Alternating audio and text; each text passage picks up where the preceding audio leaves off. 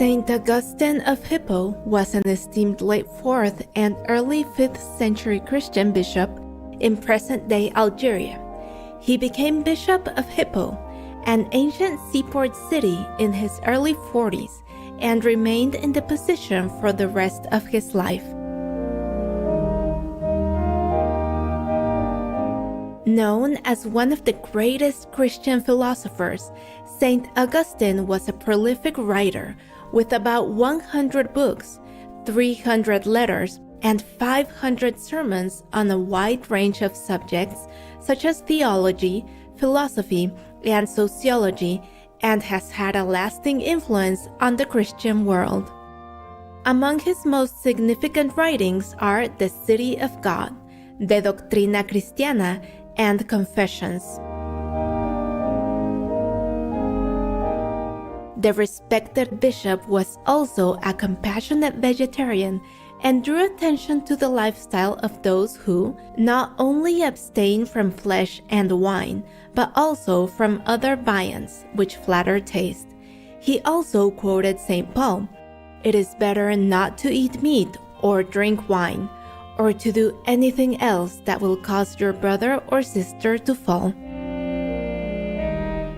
Today, we will read from St. Augustine's The City of God, Book 19, where both the earthly and the heavenly aspects of one's virtues are discussed, as well as what peace and happiness means for those who believe in God. Chapter 25. That where there is no true religion, there are no true virtues. For though the soul may seem to rule the body admirably, and reason the vices, if the soul and reason do not themselves obey God, as God has commanded them to serve Him, they have no proper authority over the body and the vices. For what kind of mistress of the body and the vices can that mind be, which is ignorant of the true God, and which, instead of being subject to His authority, is misused to the corrupting influences of the most vicious demons? It is for this reason that the virtues which it seems to itself to possess, and by which it restrains the body and the vices, that it may obtain and keep what it desires, are rather vices than virtues, so long as there is no reference to God in the matter. For although some suppose that virtues which have a reference only to themselves, and are desired only on their own account, are yet true and genuine virtues, the fact is that even then they are inflated with pride, and are therefore to be reckoned vices rather than virtues. For as that which gives life to the flesh is not derived from flesh, but is above it, so that which gives blessed life to man is not derived from man, but is something above him. And what I say of man is true of every celestial power and virtue whatsoever. Chapter 26.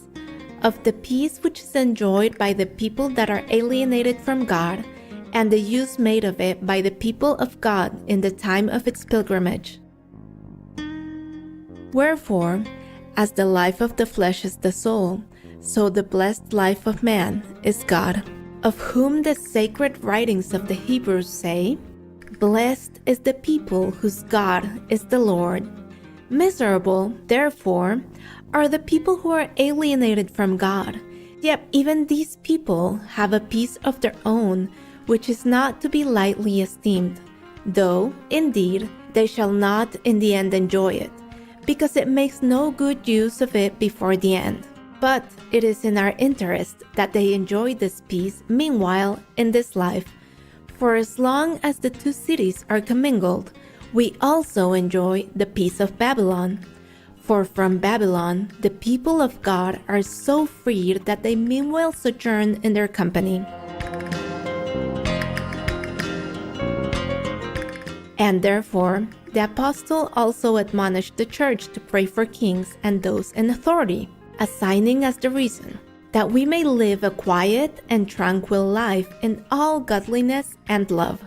And the prophet Jeremiah, when predicting the captivity that was to befall the ancient people of God, and giving them the divine command to go obediently to Babylonia, and thus serve their God, counseled them also to pray for Babylonia, saying, "In the peace thereof shall ye have peace, the temporal peace which the good and the wicked together enjoy."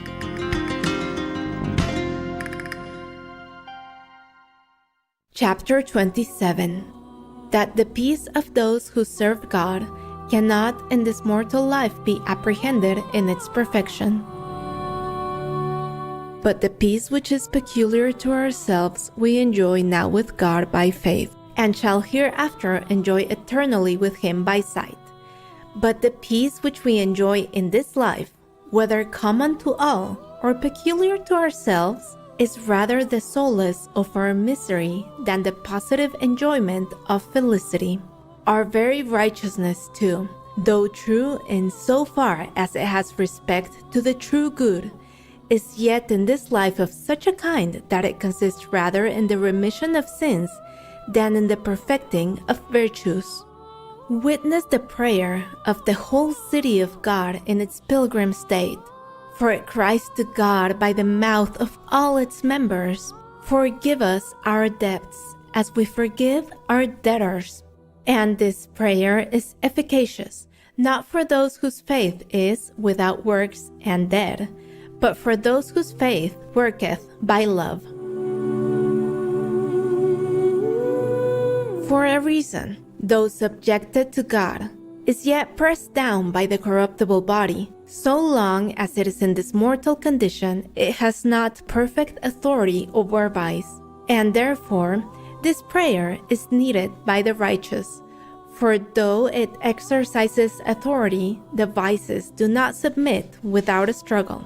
For however well one maintains the conflict, and however thoroughly he has subdued these enemies, there steals in some evil thing, which, if it does not find ready expression in act, slips out by the lips, or insinuates itself into the thought, and therefore his peace is not full so long as he is at war with his vices.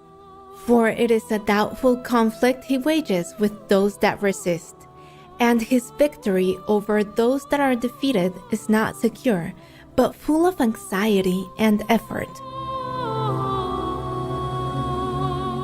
Amidst these temptations, therefore, of all which it has been summarily said in the divine oracles, is not human life upon earth a temptation? Who but a proud man can presume that he so lives that he has no need to say to God, "Forgive us our debts"? And such a man is not great, but swollen and puffed up with vanity, and is justly resisted by Him who abundantly gives grace to the humble. Whence it is said, "God resisteth the proud, but giveth grace to the humble." In this, then, consists the righteousness of a man, that he submit himself to God, his body to his soul, and his vices, even when they rebel, to his reason, which either defeats or at least resists them, and also that he begs from God grace to do his duty and the pardon of his sins, and that he render to God thanks for all the blessings he receives. But in that final peace to which all our righteousness has reference, and for the sake of which it is maintained, as our nature shall enjoy a sound immortality and incorruption, and shall have no more vices, and as we shall experience no resistance either from ourselves or from others, it will not be necessary that reason should rule vices which no longer exist, but God shall rule the man, and the soul shall rule the body with a sweetness and facility suitable to the felicity of a life which is done with bondage. And this condition shall there be eternal, and we shall be assured of its eternity. And thus, the peace of this blessedness and the blessedness of this peace shall be the supreme good. Chapter 28. The End of the Wicked. But, on the other hand, they who do not belong to the city of God shall inherit eternal misery, which is also called the second death, because the soul shall then be separated from God, and therefore cannot be said to live, and the body shall be subjected to eternal pains. And consequently, this second death shall be the more severe, because no death shall terminate it, or war, being contrary to peace, as misery to happiness, and life to death. It is not without reason asked, what kind of war can be found at the end of the wicked answering to the peace, which is declared to be the end of the righteous? The person who puts this question has only to observe what it is in a war that is hurtful and destructive, and he shall see that it is nothing else than the mutual opposition and conflict of things. And can he conceive a more grievous and bitter war than that in which the will is so opposed to passion, and passion to the will, that their hostility can never be terminated by the victory of either, and in which the violence of pain so conflicts with the nature of the body, that neither yields to the other? For in this life, when this conflict has arisen, either pain conquers and death expels the feeling of it, or nature conquers and health expels the pain. But in the world to come, the pain continues that it may torment, and the nature endures that it may be sensible of it, and neither ceases to exist. Punishment also should cease. Now, as it is through the last judgment that men pass to these ends, the good to the supreme good, the evil to the supreme evil. Sympathetic viewers, we thank you for your kind presence for today's words of wisdom.